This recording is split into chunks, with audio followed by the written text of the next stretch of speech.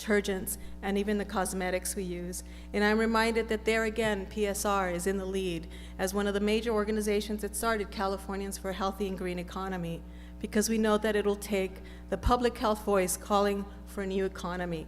We have to change the fact that there's 90,000 chemicals in commercial use today and a broken regulatory system that does not say we should prevent harm, but how much is acceptable.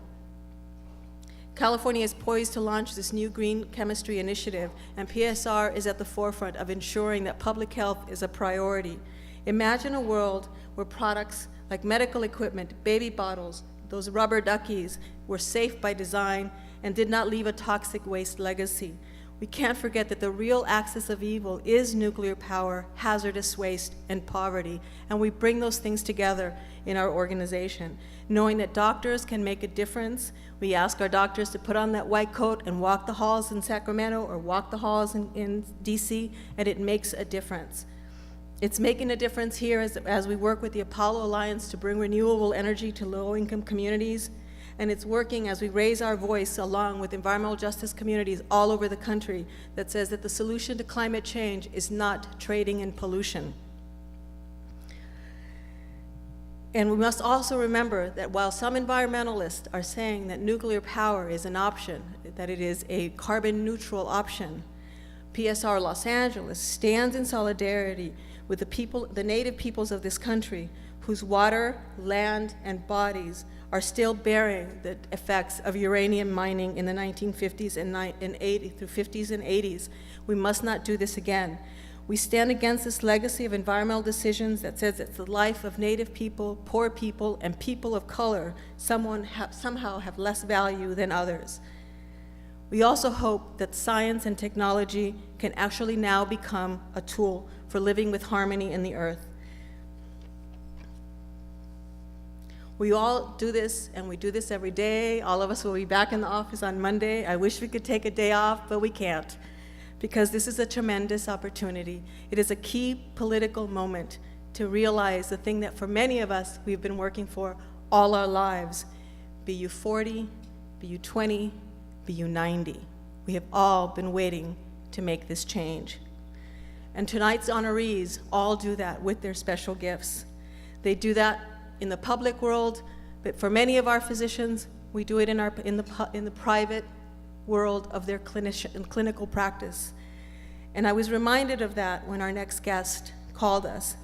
She's an amazing musician, but she was also a patient of Dr. Yamazaki, who perfectly exemplifies the bringing together of those two worlds. Please join me in welcoming June Kuramoto. Thank you. Thank you, Martha. I was asked to talk briefly.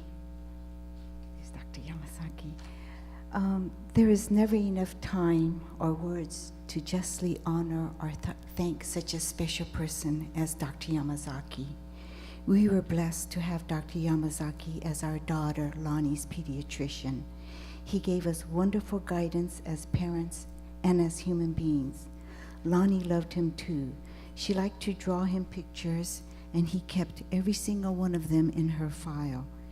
It was not until she was in high school that I discovered all along, besides his busy practice, he was researching and writing Children of the Atomic Bomb, and still continuously researching, sharing, and educating the effects of radiation from the atomic bomb and promoting peace.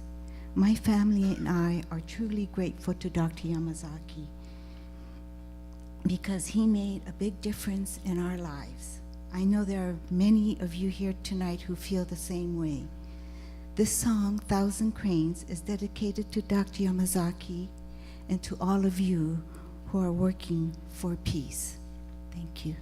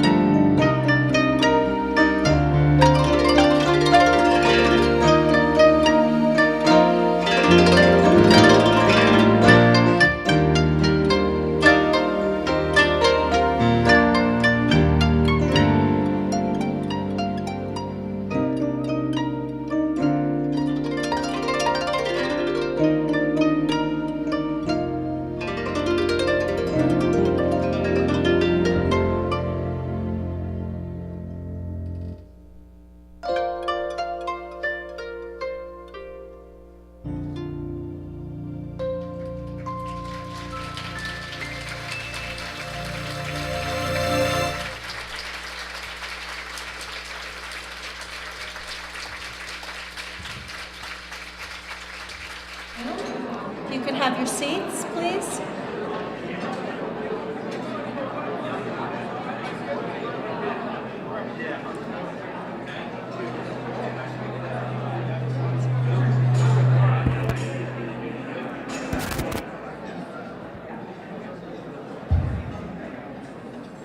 Great, thank you, everyone. So we're going to get started with the last half of our program, which is our focus on climate change. I first wanted to start by thanking the Center for the Study of Political Graphics for those wonderful posters that we got to see during supper. Those were terrific. As the president of Physicians for Social Responsibility, I'm proud of our focus on the public health consequences of climate change, and I'm excited to be here to be able to honor the focus on climate change of our next awardees. With PSR, we talk about heat, stroke, we map projected increases in infectious diseases like malaria and dengue fever. We testify about our findings, and we work to educate policymakers and the public about the drastic changes that we must make to save the planet. Despite millions of dollars spent by big